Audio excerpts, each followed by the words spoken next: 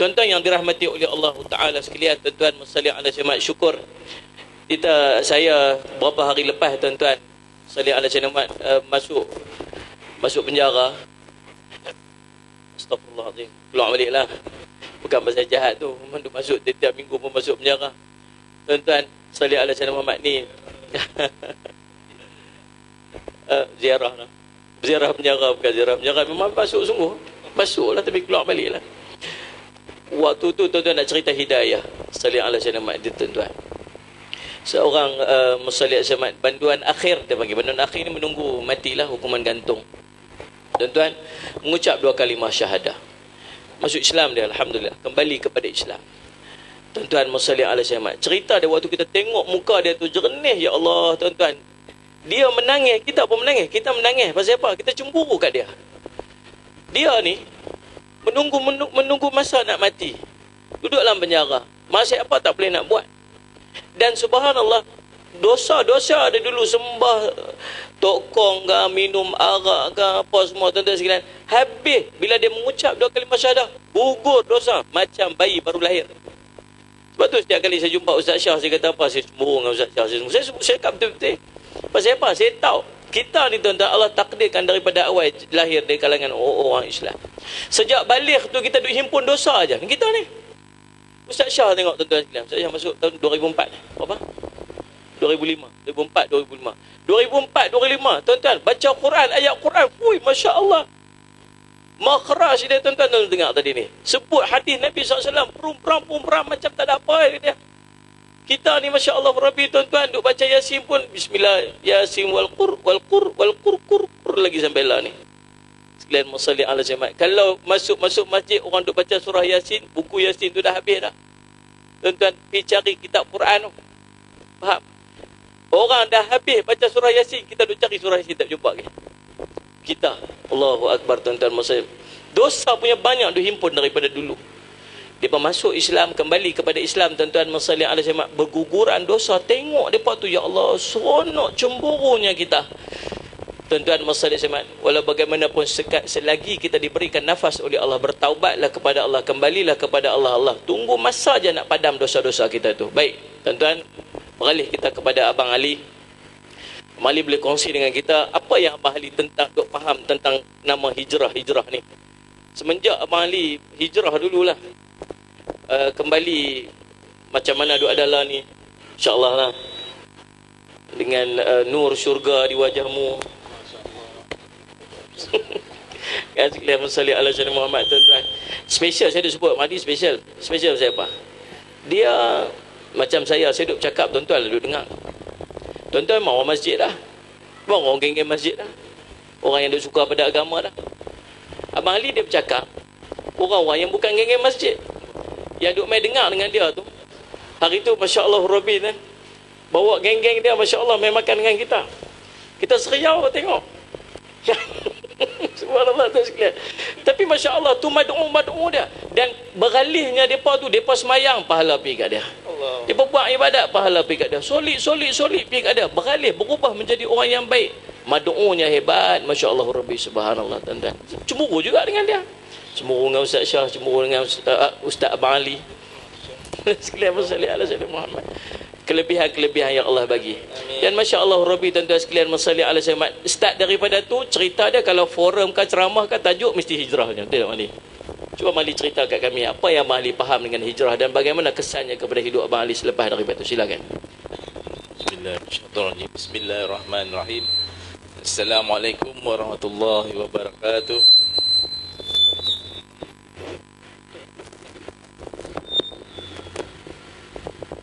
Alhamdulillah, syukur kepada Allah Ta'ala. Terima kasih kepada Al-Fadil Ustaz Jafri Mahmudi dan pada sahabat saya Ustaz Syah Samugan yang saya baru kenal, tapi dia kenal saya pula. Lagi hebat lah. Memang dua-dua orang hebat lah. Saya yang tak hebat, saya hebat tang lain. Dulu lah, dulu hebatan lain. Masya Allah, tabarakallah. Syukur, terima kasih kepada semua yang ada pada malam ni. Terima kasih kepada pengurusi majlis, semua yang terlibat menjayakan program kita pada malam ni. Syukur, alhamdulillah. Dan apa yang saya faham tentang soalan tadi tentang hijrah yang saya faham lah daripada diri saya sendiri. Hijrah ni pada maksudnya daripada yang tak baik kita berhijrah daripada ke perkara yang baik, daripada baik kepada yang lebih baik. Alhamdulillah. Ni nak cerita pasal dulu-dulu punya hijrah lah. Daripada dulu saya bersama dengan kumpulan rock lah. Dulu saya dikenali, saya tak rock sikit lah. Nama saya penuh Muhammad Ali bin Ismail. Saya berasal daripada Kelang, Selangor. Saya pernah mengikuti kumpulan Terra Rosa, lagu Bunga Angkasa. Ustaz dah nyanyi tadi sikit. Nak dengar ke? Boleh? Masjid ni tuan-tuan dan puan. Boleh ke nyanyi? Luar masjid.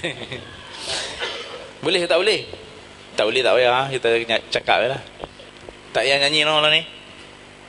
Oh, semua tawaduk. Tak ada, tak payah. Tak ingat lagu tu? Tak ingat. Tu dah kena peringat. Tak peringat lah boleh. Indah sinar sang surya, merdu irama sang bayu. Dah ingat dah? Tu lagu dia tu. Zaman kita panggil zaman rock lah.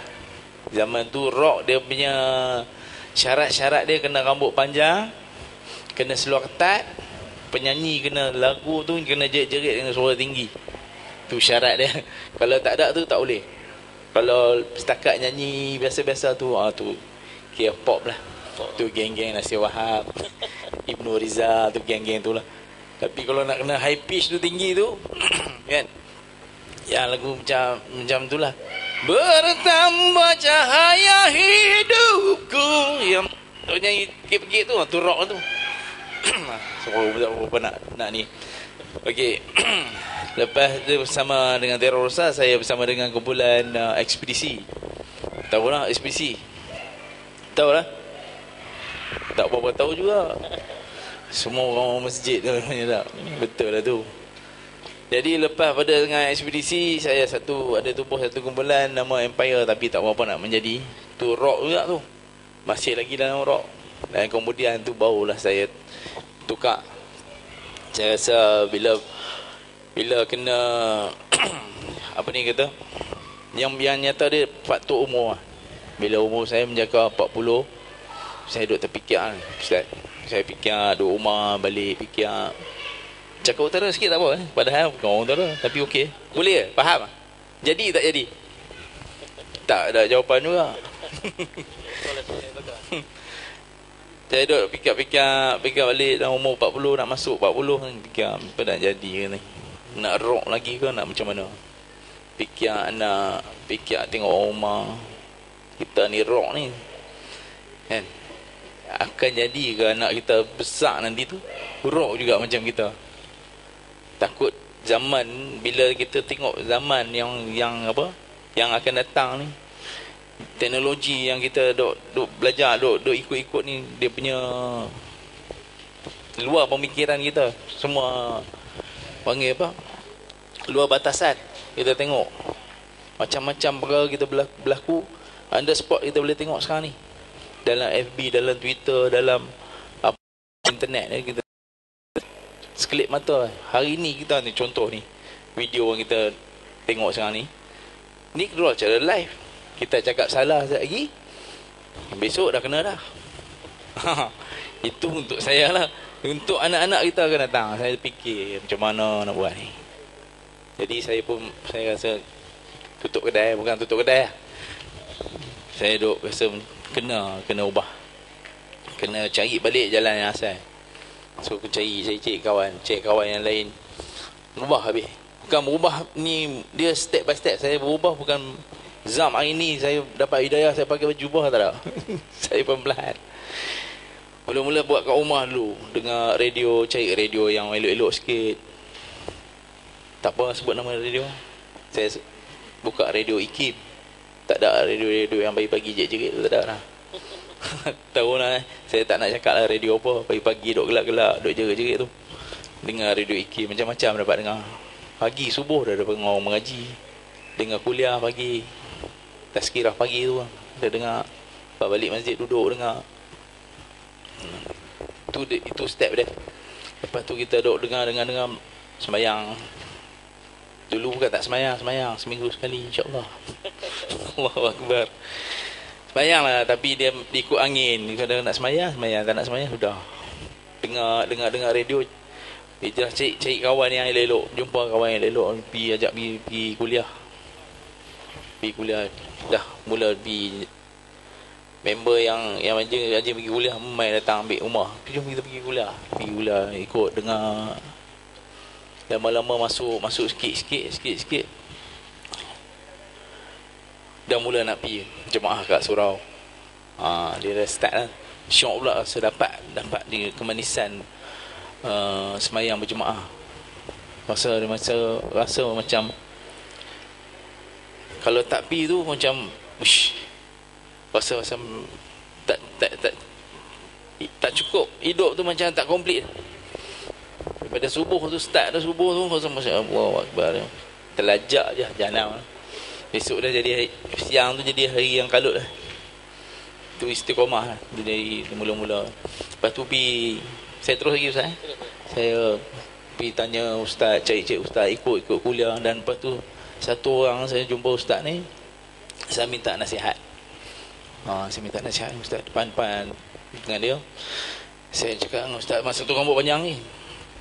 Dia kan step by step. Rambut panjang ni pakai memang hitam lah, tak lari lah, color rasmi. Sampai jiran sebelah kata, "Oyo Cina, oyo semua hitam kah?" Itu color rasmi. Lepas tu saya jumpa Ustaz ni, saya cakap dengan Ustaz, "Assalamualaikum Ustaz, saya Ustaz ni orang lama, orang tua. Saya nak berubah, saya nak hijrah. Saya nak belajar balik agama." Ustaz senyum tengok. Dia kenal lah tu, dia tahu lah saya rambut panjang makrok lah, tahu. Kenal lah dia ekspedisi. Kan? Dia cakap bagus lah. Alhamdulillah. Apa saya perlu buat Ustaz dia kan?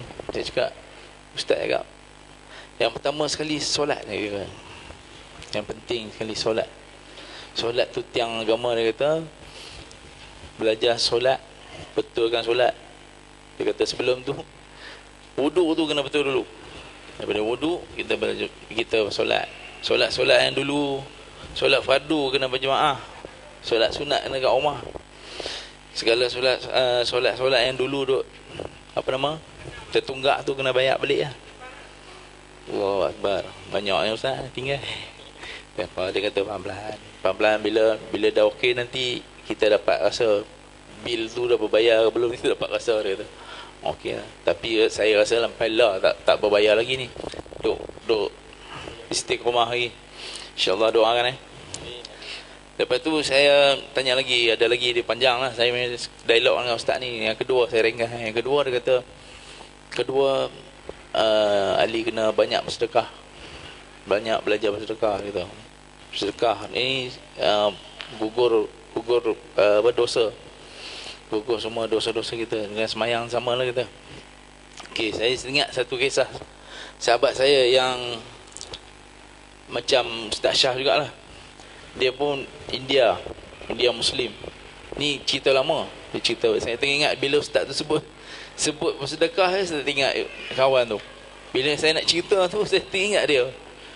Dia kata, saya tengok dia baru masuk Islam. Saya tengok dia hari-hari dia ada sibuk je. Duduk kita borak, tanya dengan dia pengalaman, cerita apa semua. Saya tengok dia cakap, saya tanya hari-hari ada job sibuk macam mana? Apa cerita, bagi tips sikit.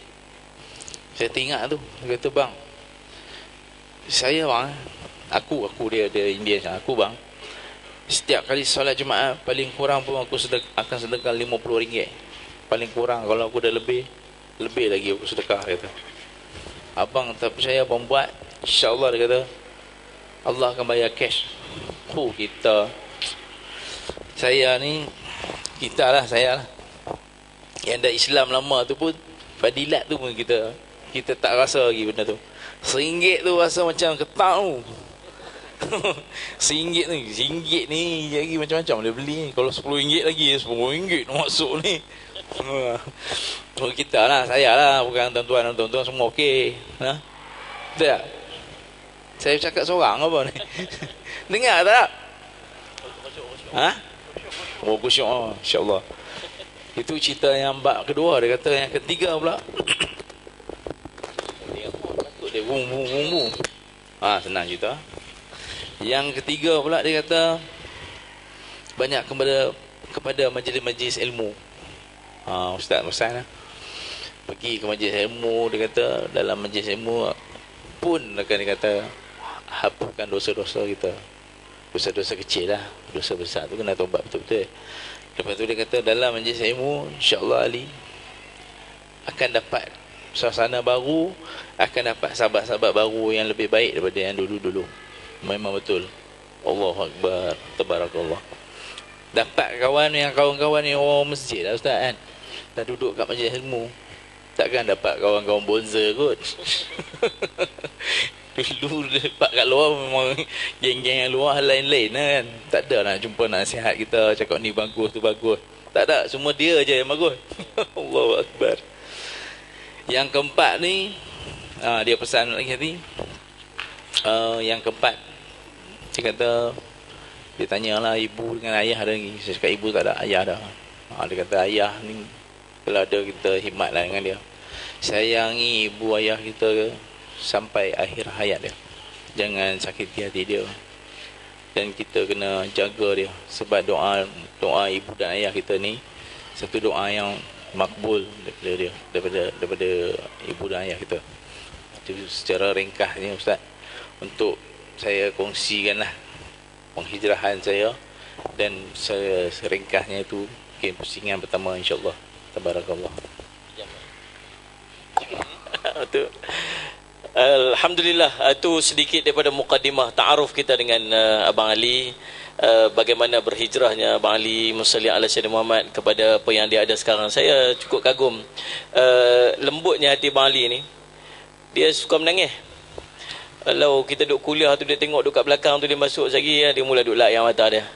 Dia layak mata, kita pun berasa macam nak layak mata kita juga, tuan-tuan sekalian. Dia sebenarnya crowd ni, dia respon ni, kita semangat nak kuliah. Oh, lagi kita duduk sebut, lagi depa respon, lagi kita nak kuliah. Tuan-tuan malam ni macam tak makan malam lagi gaya ni. Ya, slow mood satu macam, ya down. Itulah Mali kata dia nak bola aku pun dia tak pernah sedar. Dia tak respon. Dan sekalian masa simak ni.